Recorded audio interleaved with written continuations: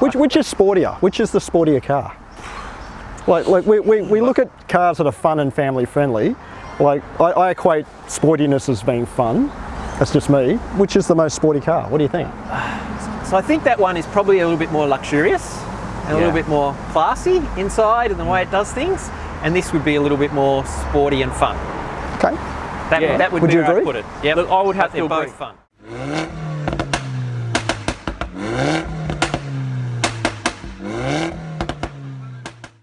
Now, Matt, previously in the video that we did recently with the M135i and the Mini Clubman JCW, you guys said that the M135i felt probably more luxurious and less sportier than the Mini. Now that BMW has got an M badge on it, and you know, BMW enthusiasts, the M badge sort of means a lot, doesn't it? I mean, you know, there's people today that might think that the M stands for marketing, not motorsport these days. But I thought we'd have a chat today about that because yeah, the enthusiasts, the BMW enthusiasts, were a little bit disappointed by the loss of the M135i's predecessor, which was that remember the rear-wheel drive M140 that we drove a couple of years ago? Yeah, that pretty unique car. It had the 3-litre 6-cylinder inline 6 turbo engine putting out 250 kilowatts, 500 newton meters, and it was rear-wheel drive. So, you know, a lot like Scott's M2 in terms of, you know, rear-wheel drive. But look, that car's dead now, so there's not much we can do about it. BMW's brought out the M135i as a replacement.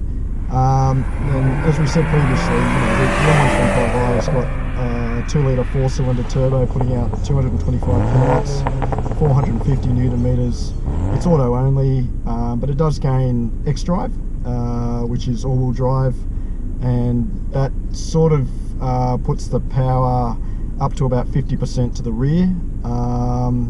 Now the car's become more mainstream, I guess. It's designed to compete with cars like Golf R, Audi S3, AMG A35, but it is supposed to be an M performance car. An M performance car is the model sort of below a proper M car.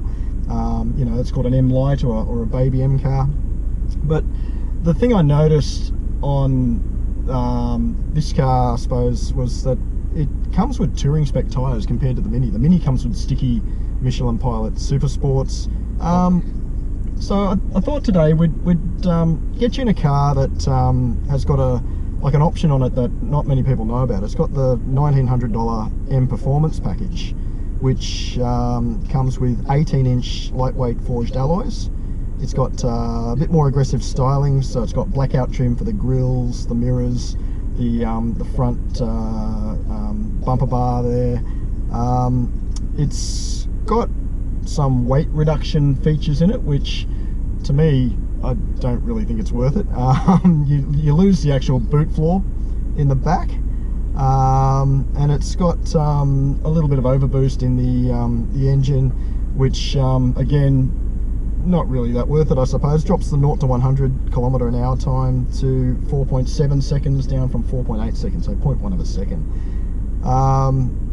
So the particular car that you're in today actually has been tweaked a little bit more to sort of add to the sportiness.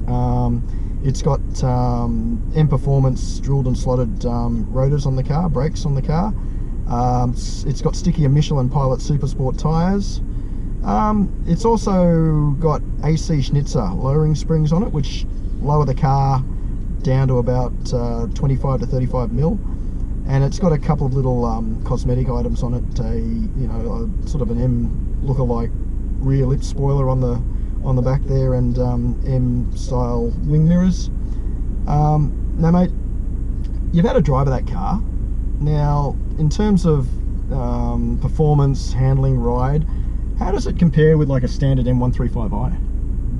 Great question, and it's a great compare because going from white to black, there are definite differences which, for someone that enjoys driving, which we do, and I know a lot of our viewers definitely do, there are things that you can notice.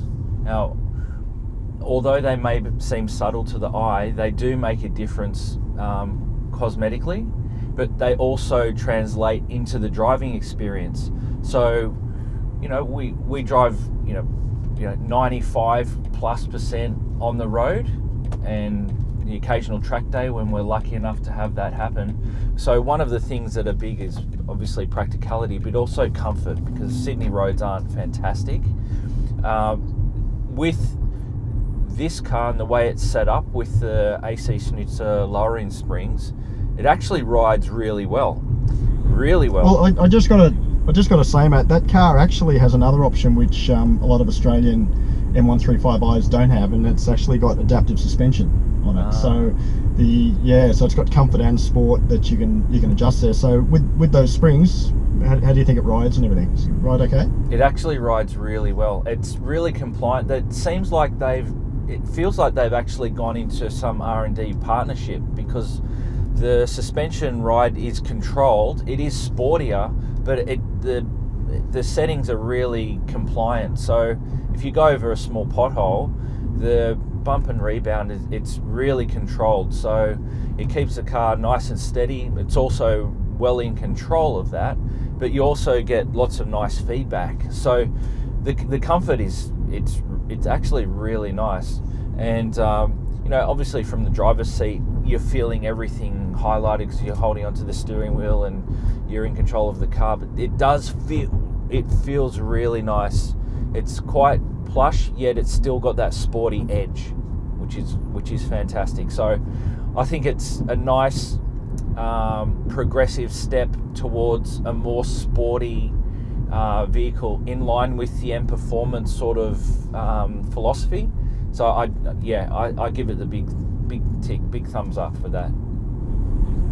Yeah, I agree with you there, mate, because to me, like a car with an M badge on it's supposed to be sportier than a standard car, and I don't know if the standard M135i, you know, it's like you guys said, it's a more luxurious sort of BMW, but this particular car we're driving today, like the turn in on that car with the, you know, coupled with the suspension and the sticky tyres and that, it grips, doesn't it?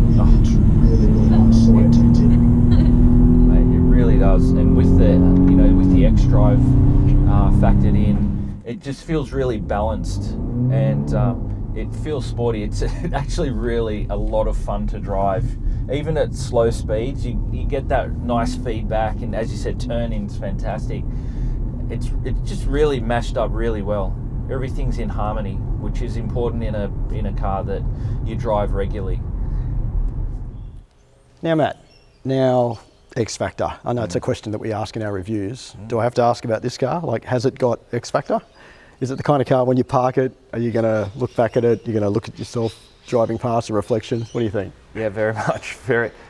Everything's designed well. I harp on about design, harmony and integration, and everything on this car just makes you want to turn back and have a look at it. The details on the car, the gurney flap, the wheels, the brakes, the rotors, it has adds that. To my mind, it's what an M135i should come from the factory looking like, isn't it? Yeah, absolutely. Yeah. It's got the ride height now and everything. So exactly, It has this presence about it. It just works. Everything works. The badges and the M badge are deserved to be on this car. It is how it should be. And you're right. I completely agree. It should be like this from the factory. It should be an M package option with all these included. It's X Factor all over it. It's dripping with X Factor. All right, mate. In summary, what are your thoughts on the car? Like, is it something that you would put your money down on? Yeah, without a doubt. Especially after driving it and back to back with the standard 135, the white one we drove. That, as I mentioned in the last video, it's a little bit more clinical. It's more corporate. This is more sporty. This has the balance between, a practical, technologically rich car. Yep. With the sporty fun factor. That's of great an to M drive. car, isn't it? Exactly. Of an M performance car. It is. It truly deserves the many M badges that it has. Yeah. So I don't know if the M doesn't stand for marketing on this particular one. No way. No. M is for motorsport and for the thrill of driving. Absolutely in this car, through and through. Well, I guess some of you might think that's a bit controversial, what we're saying today, especially all you M140i owners and things like that. But look, M140i, great car, but it's gone now. But this is a replacement, so you can do some things to the M135i to make it look really good and to drive really good too. So, very much. yeah. It's a fantastic progression on the M140, and it definitely is worth looking at for sure. All right, we'll see you next time. Bye.